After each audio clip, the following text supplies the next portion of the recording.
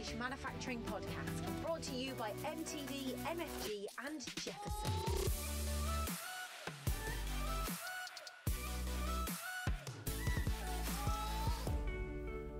Hello and welcome to the Great British Manufacturing Podcast. On this week's podcast, we discuss the positive British manufacturing news from the last 7 days and welcome a special guest, who this week is Malcolm Earp of the Ultimate Battery Company. He is the Chief Operating and Commercial Officer.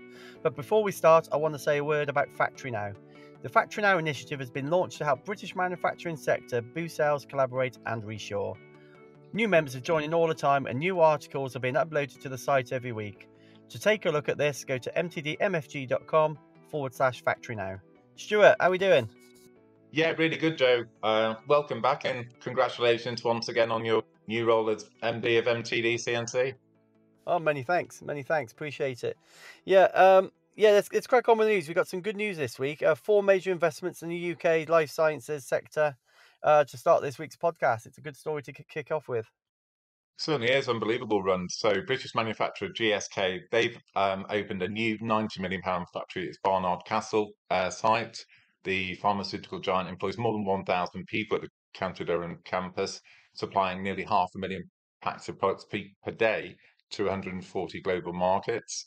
Smith+Nephew, they've announced plans to build a new £80 million production and R&D facility in Melton near Hull. And this is one of the largest investments in the medical equipment manufacturer's 166-year history. NHS patrons will have access to the next generation of vaccines and treatments following an agreement between the government and Moderna to build a state-of-the-art manufacturing research and development centre in the UK.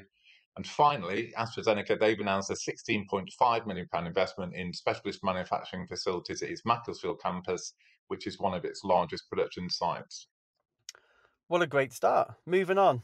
British Steel, we got a couple of updates coming out of there.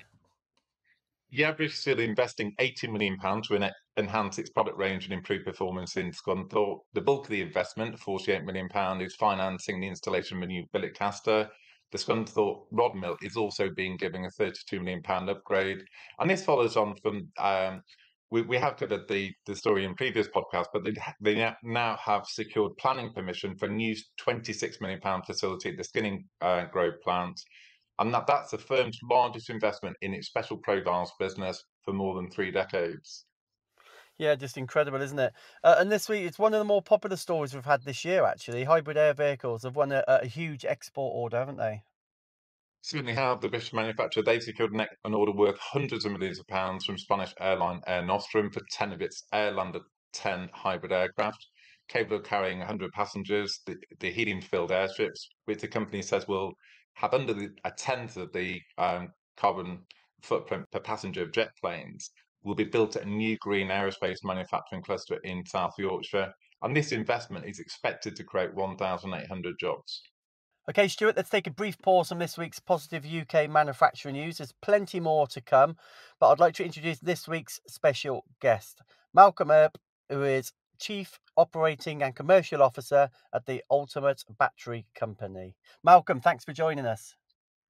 Yes, thanks for the invite. It's a great pleasure to talk to you guys about the exciting things that we're going to be doing. For sure. Before we do that, can we just ask you about your background and your current role and what your daily responsibilities are, please?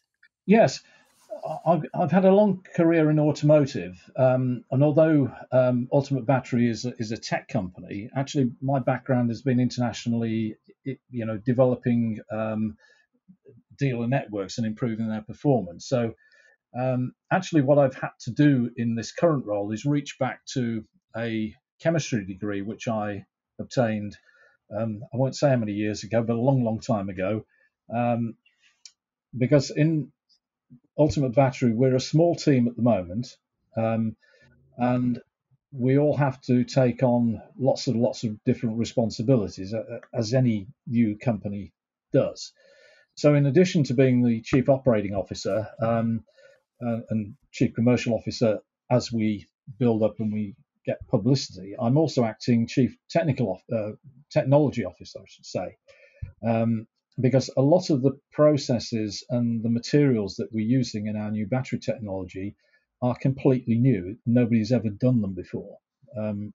So I'm having to reach back into my scientific background, really to figure out how do we do this, how do we do that with our supply chain. That's interesting, yeah, for sure. And could give us an overview of the company, Ultimate Battery Company, please. Yes, Ultimate Battery Company, it's a new battery technology company. What we've done is that we've taken a battery architecture, which is called bipolar. Now, let me just sort of explain in simple terms. In simple terms, all batteries, whether they are starter batteries or whether it's the battery that goes in your phone or batteries in electric vehicles, they're all single cell batteries that are joined together. Okay, and if you can imagine that energy is like people, and you imagine that people all live in individual little houses, what we've done with our battery architecture is we've in effect invented the terraced house or the apartment, because our batteries, instead of being single cells, it's a sandwich. So one side of the plate is positive, the other side is negative. So instead of it being individual cells, you've got a complete unit, and that's enabled us to halve the weight of traditional batteries, or and indeed half the size of them. So in other words, you're getting twice the energy in the same space or weight. That's just the start, because this architecture it's been around for a while, but it's been the plate technology that has stopped it from being fully implemented. So we're building for the American Army some test batteries for them, where we've literally reduced the weight of the battery in half. And I mean, these are lead carbon batteries, so they're replacing lead acid batteries, and we're getting the same performance in a lead battery that they're getting from a lithium ion battery. So that's the significant move that we've got.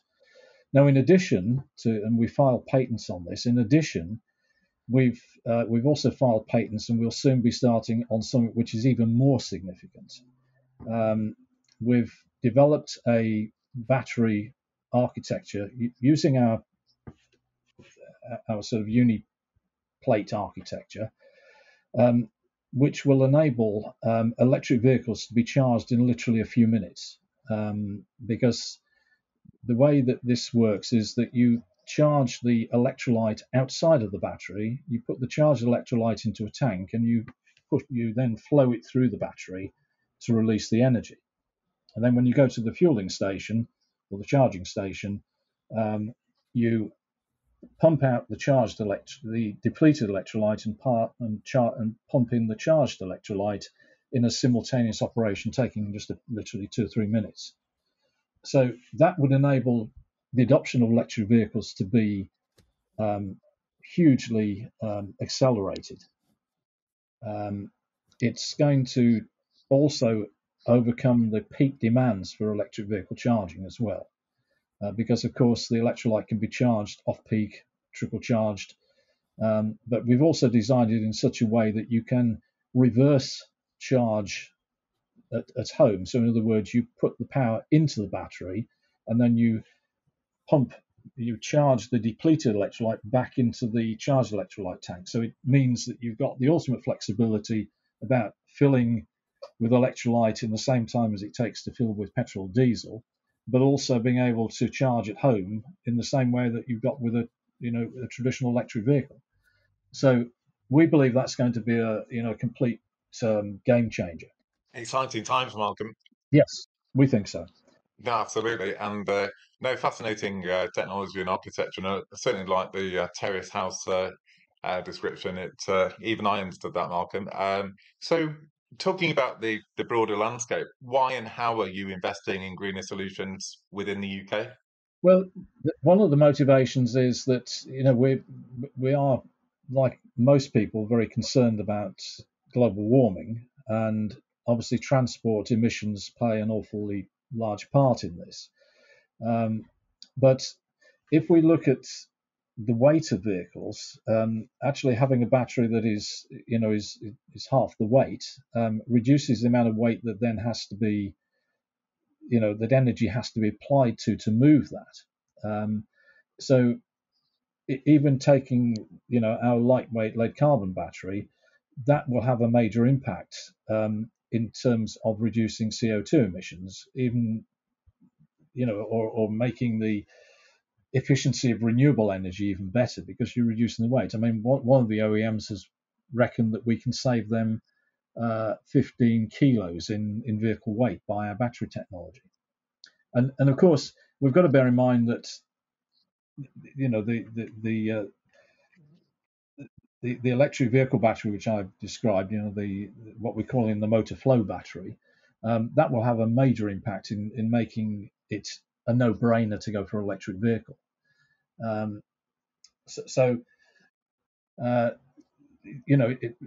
It's very much about reducing CO2, but we've also got another project which we want to use our lead carbon batteries for, and that's we have something which is called Ultimate Battery Bright Spark, which is still a concept at the moment. But what we want to do is we want to democratize energy for the developing world. Now, at the moment, the developing photovoltaic cells have come down in price, and it is affordable in a village in Benin to have a photovoltaic power generation. But the problem they've got is the storage of the electricity that's generated. Now, we can bring the price of our lead carbon batteries down to something that makes it very affordable. So it means that a villager in Benin could be potentially no more disadvantaged than a villager in Belgium.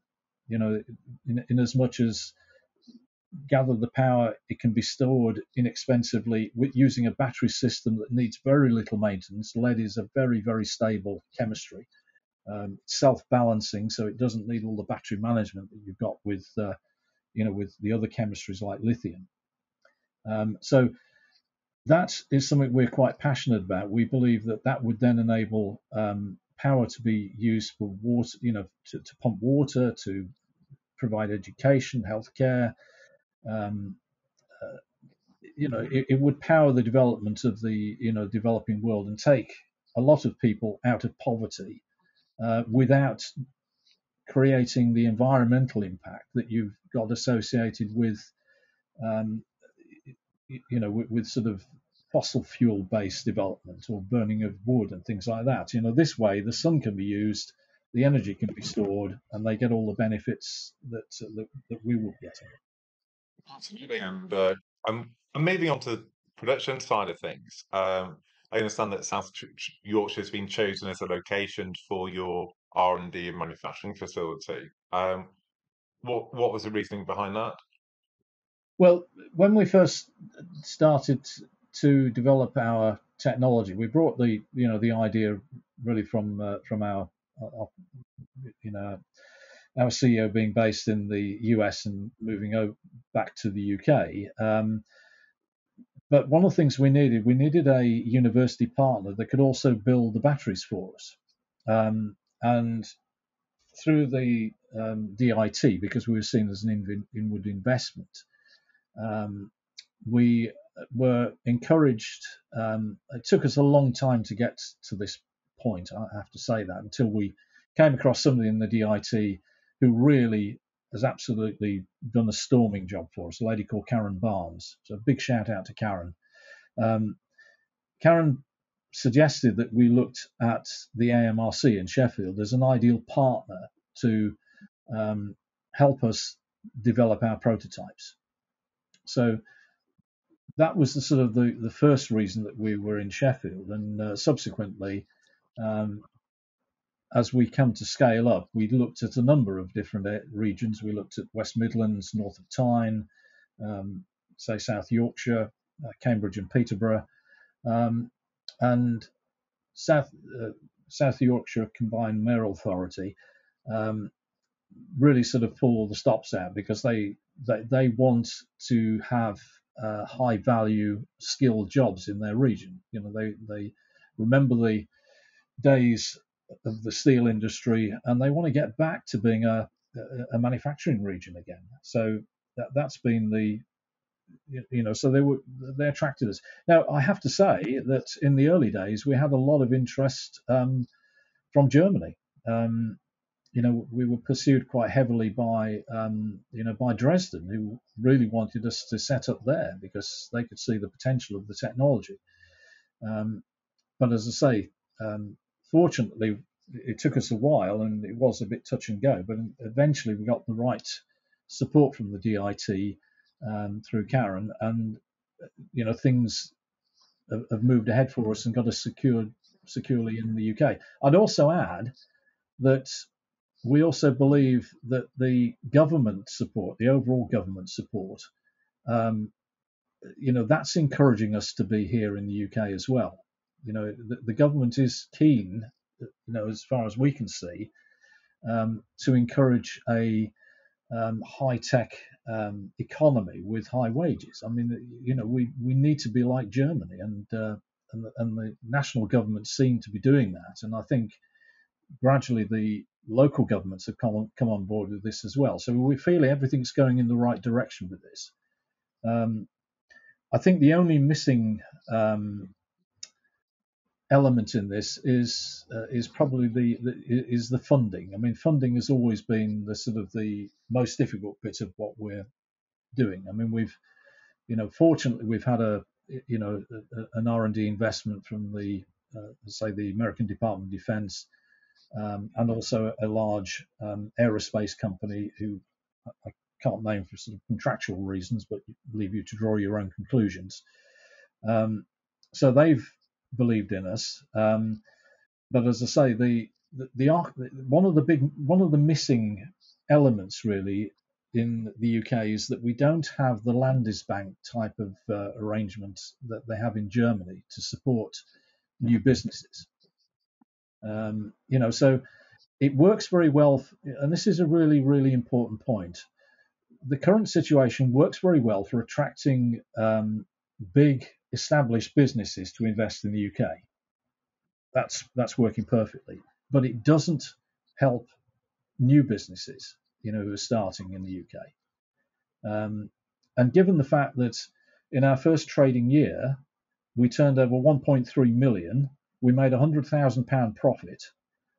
We had a completely clean balance sheet with absolutely zero borrowings. We had no sunk cost in this. We bootstrapped the business ourselves, but we didn't put it into, we just absorbed that ourselves personally. And we were paying ourselves, and yet still, investors are saying, oh, well, you haven't got a track record. As a new business, you can't have a track record. If we were in the States, somebody would have put a lot of money into us and would have got things going much quicker. But and the banking industry, I'm afraid, in the UK is very much focused on retail banking. It's not really, it's not. There's nothing really to support new businesses in terms of banking. I mean, they may say there is, but I've even had people in the banking industry saying, actually, Malcolm, you're actually quite right. No, it's very interesting to hear the backstory there, and like you say, the great support you've had from Karen, and certainly the podcast. Big fans of Ben Morgan and the AMRC and what the guys do there. So, I'm sure you'd be certainly well looked after there. It's just but I can also sense your frustration that obviously, with the technology, with the platform, with the architecture, it's all ready to go. It's just finding the right site now to scale everything up. I'd say this, that we have got the attention of national government. We were actually invited to the Global Investment Summit last October. Only one person could go, so our CEO went to that. So that was, the Global Investment Summit, and we were there. Only a very few companies had been invited. So our CEO met Bill Gates and Boris, and lots and lots of sort of very senior people in the technology world. And in addition to that, we were one of only 7 companies to be invited to the dinner at Windsor Castle, hosted by the Queen. So, in fact, Maurizio was actually explaining our technology to Prince William and Prince Michael of Kent and Prince Charles, and in fact, we've even got we've got the Queen's personal private secretary who's keeping abreast of what we're doing, and Maurizio's meeting with her next month, and also with number 10. So national government is very conscious of the opportunity that we can create with a completely new technology, which the UK would be the centre of. It's just the financial support that is the is sort of missing. So, I'm not saying that, aren't we clever? All I'm saying is that any new tech company coming into the UK as a new company with no sort of track record, it's a challenge. Now, if you're setting up something which doesn't actually have a lot of capital risk, like a digital company, that's probably easier. But it just seems that somebody said to me the problem with the UK is that the investors in the UK generally come from a banking background, which is incredibly risk averse, whereas in the US they're generally from entrepreneurs who've cashed in their money and looking for the next great idea. But it's a real issue that needs to be tackled, because we're not going to get new businesses like ourselves starting off and creating those manufacturing jobs, as new businesses, unless we get this financial support. Absolutely, and but wish you all the very best of luck. I think Joe's got a couple of final questions for you, Malcolm. Yeah. For me, it's just battery infrastructure in the UK. What are your thoughts on the current battery infrastructure and the market here in the UK? Well, I'm pleased to see that there is focus on the battery structure.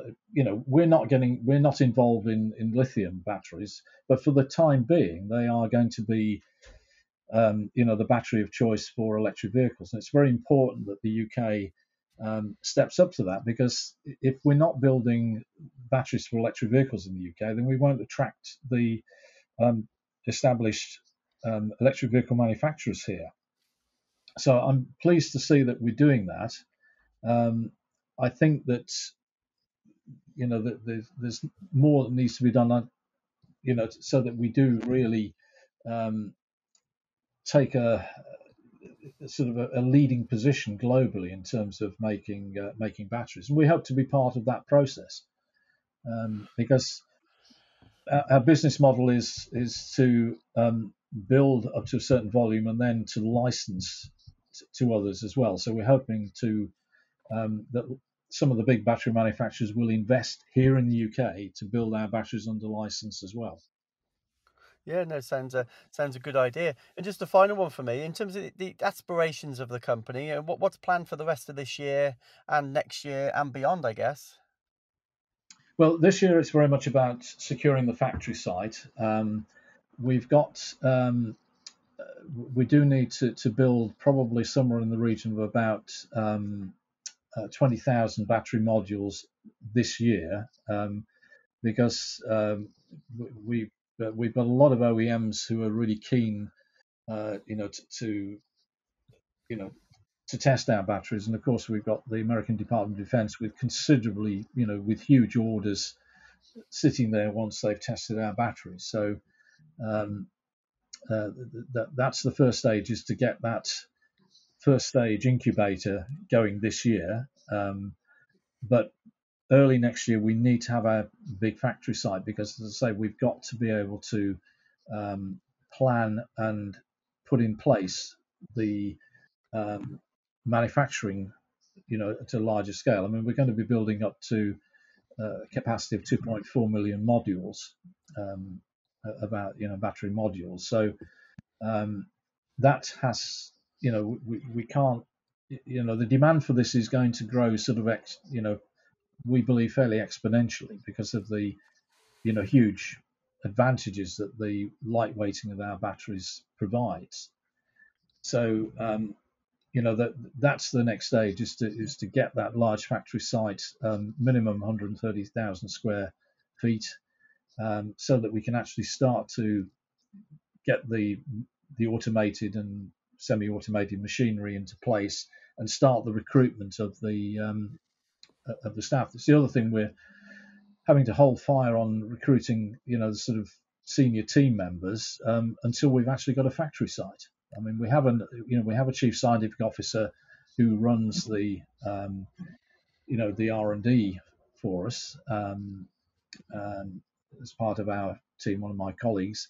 And we actually have a number of staff from the AMRC who probably may well move across to us as well. So the R&D bit is covered pretty well, but we can't press the go button on recruiting, say, a production director until we've actually got a site locked down. But once we have, then, as I say, we will build up to 2.4 million modules. Now, bearing in mind that in terms of if we broke it down to modules, the global size of that market is somewhat like 300 million. So, 2.4 million modules is only a drop in the ocean. So, to license these lightweight batteries to the existing battery manufacturers around the world, that could be huge. If we only get 10% of it, that's still 30 million modules. But what we will be doing is that the secret part of our technology, we won't be licensing that. So in other words, we will actually be building the battery plates, as we define them, within a subsidiary which will be made up of our supply chain partners, most of which are in the UK. So there is a huge potential not only to grow our business, but also to grow this supply chain, massively in the UK. So the 500 employees that we have in Ultimate Battery may be dwarfed by the number of jobs that we'll create in the supply chain here in the UK. Exciting times, Malcolm. Thank you so much for joining us on the podcast. I know I've learned a lot, and I'm sure our listeners will have done as well. Thank you for the opportunity, and look forward to keeping you up to date. Yeah, and I'm sure we'll have you back on when you're a bit further down your journey and you've found your plant, which I'm sure will happen really soon. But yeah, thanks again for joining us. Pleasure. Speak very soon. Stu, good interview. That it's a fascinating insight to the company. Certainly is, and wish them every success. I'm sure in time to come they'll find the right site, find their new factory, and create hundreds of jobs in the UK. So I'm sure Malcolm will be back on the podcast in due course. Yeah, and absolutely. And if you haven't got time, we don't get time to cover all the news in this week's podcast. So go to the website mtdmfg.com, and we do have some exciting news to follow about the manufacturing platform, and we'll bring that to you in some further weeks ahead. Stuart, Rolls-Royce, they've got their modular reactor program. It's accelerating. Yeah, the Derby-based engineering giant is opening new headquarters in Manchester and creating 850 jobs this year, primarily in Warrington and Derby, to support the rapid growth of its mini nuclear power plant business.